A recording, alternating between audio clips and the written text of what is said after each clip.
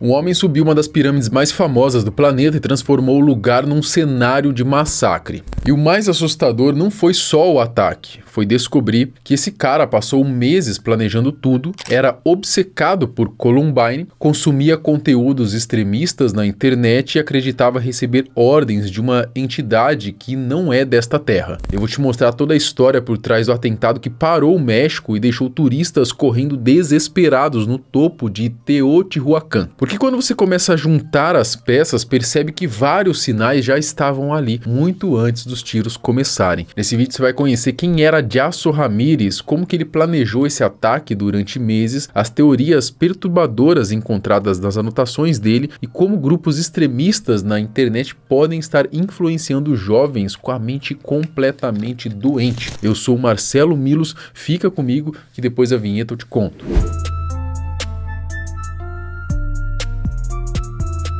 Dia 20 de abril de 2026, um homem armado subiu até o topo da Pirâmide da Lua em Teotihuacan, um dos sítios arqueológicos mais famosos do mundo, e abriu fogo contra turistas. Uma mulher canadense morreu, 13 pessoas de diferentes países ficaram feridas, entre elas uma criança de 6 anos e uma adolescente brasileira de 13. O atirador se desviveu após ser baleado pela Guarda Nacional. Quando as investigações avançaram, as informações sobre o atirador chamaram a atenção. Um homem obcecado com o massacre de Columbine, com fotos ao lado dos atiradores geradas por IA, notas dizendo que recebia ordens de uma entidade que não era desta terra e um planejamento que começou meses antes.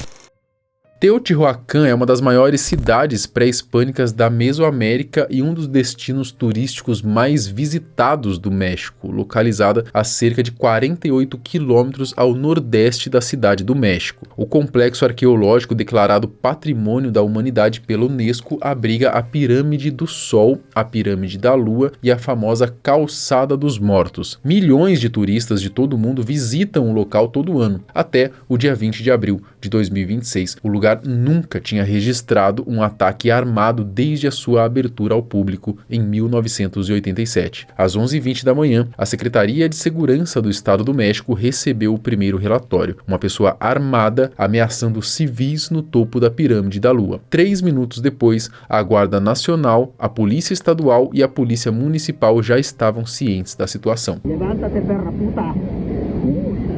¡Tú, estúpida! Levántate y corta eso. Tienes un puto minuto. Y si no lo haces, te disparo. Corta eso. Corta ese puto plástico. Y vosotros, y mierda, que habéis venido desde la puta Europa, no vais a regresar. Y tú deja de verme tanto. A la muerte no se la mira directamente, cabrón. Um turista que estava no local registrou o momento exato em que o atirador subia os degraus da pirâmide, passando tranquilamente por várias pessoas antes de chegar ao topo e começar o ataque. O atirador discutiu com várias pessoas antes de abrir fogo, atirando de cima da pirâmide contra os turistas que estavam abaixo. Às 11h30, os primeiros elementos da Guarda Nacional chegaram ao local. Quando os agentes chegaram, o criminoso atirou contra eles, que revidaram, chegaram a ferir ele numa perna e em seguida ele acabou então se desvivendo. Parte dos feridos não foi baleada diretamente, alguns se machucaram ao tentar descer correndo da Pirâmide da Lua para se colocar em segurança. Testemunhas relataram cenas de pânico total, com turistas correndo em todas as direções. Uma guia turística que sobreviveu descreveu aí como os minutos mais eternos da sua vida. Entre os 13 feridos estavam 6 norte-americanos, 3 colombianos, 2 brasileiros, uma canadense e um russo. A vítima fatal foi uma mulher canadense. O Ministério das Relações Exteriores do Canadá confirmou a morte e o primeiro-ministro declarou ser um dia triste para o Canadá, agradecendo a presidente aí do México aí pela atenção pessoal ao caso. As 2 brasileiras feridas, uma adolescente de 13 anos e uma mulher de 55, ficaram bem, segundo o Itamaraty. A adolescente já recebeu alta, está com a família. Entre os colombianos havia uma menina de 6 anos, alguns dos feridos levaram tiros, outros se machucaram aí nas quedas durante a fuga. Ele passou perto de nós, por trás de nós e atirou, estava deitada com o braço em cima da Letícia, né? Mas ela não se mexeu, ela não falou nada, ela ficou parada, não gritou, nada. Então eu imaginei assim, não atingiu, porque eu estava sentindo ela. E não gritou, né? Eu tava próximo, ficava cabeça com cabeça também com a mão no ombro dela. Eu tava com medo de mostrar a reação e ele fazer mais alguma coisa. Eu não sabia o que ele tava fazendo, por quê. Eu só senti, assim, ele chegou mais perto, eu vi ele chegando mais perto, eu senti na minha perna. E eu sabia que ele tinha me acertado, eu sabia. Um casal de brasileiros que estava visitando o sítio arqueológico no momento do pânico também deu entrevistas relatando aí o terror que viveu, descrevendo como que foi aí o desespero, né, de tentar se esconder enquanto os tiros tomavam conta da pirâmide. Ele atirava tanto na nossa direção, como também dava tiros para baixo da pirâmide. Ele tinha também uma faca e ele fala que aquilo era a morte, que a gente ia morrer, que não ia ter como a gente sair dali, que ninguém ia buscar a gente ali e que aquele era um dia de sacrifício, sabe?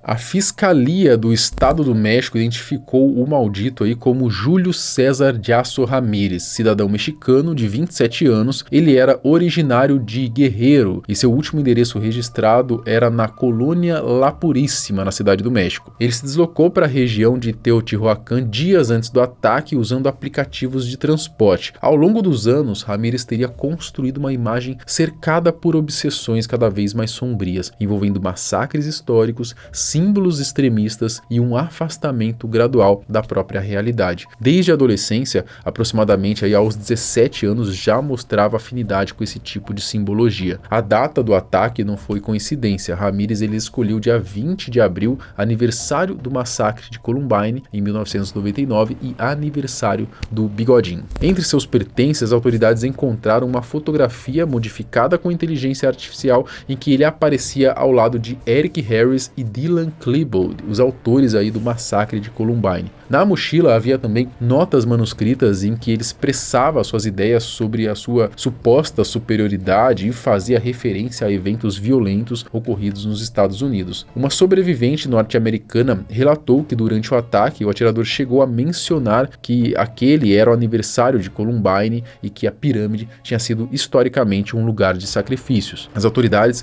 classificaram o comportamento como copycat, uma tendência aí de copiar situações que aconteceram em outros lugares, em outros momentos e por outros personagens.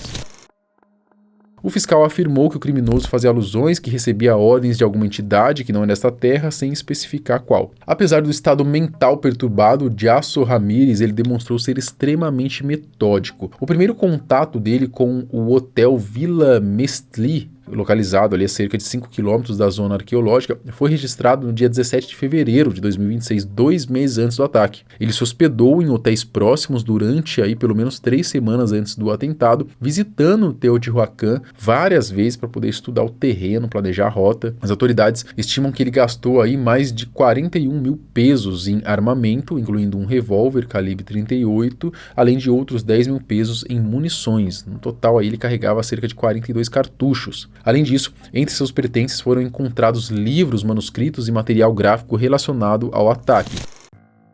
A presidente Claudia Sheinbaum, ela classificou aí o ataque como o primeiro desse tipo numa zona arqueológica do México. O secretário de Segurança anunciou reforço na segurança em zonas arqueológicas e destinos turísticos do país e garantiu que a segurança para a Copa do Mundo de 2026, que o México sediará junto com o Canadá e Estados Unidos, está meio que sob controle. Teotihuacan foi reaberta ao público dias depois com uma forte presença policial e esse caso, é claro, acabou gerando um debate ali no México, principalmente, sobre o que fazer, né, e como identificar pessoas com esse tipo de perfil antes que o pior aconteça. O ataque em Teotihuacan não foi um crime passional, não foi político, não veio do crime organizado, foi algo que assusta de uma forma diferente, né? Um homem que passou meses planejando um massacre inspirado em Columbine, acreditava receber ordens de entidades de outro mundo, escolheu aí uma das pirâmides mais famosas do planeta como palco. Fica evidente que havia ali uma mente completamente doente, consumida por obsessões perigosas,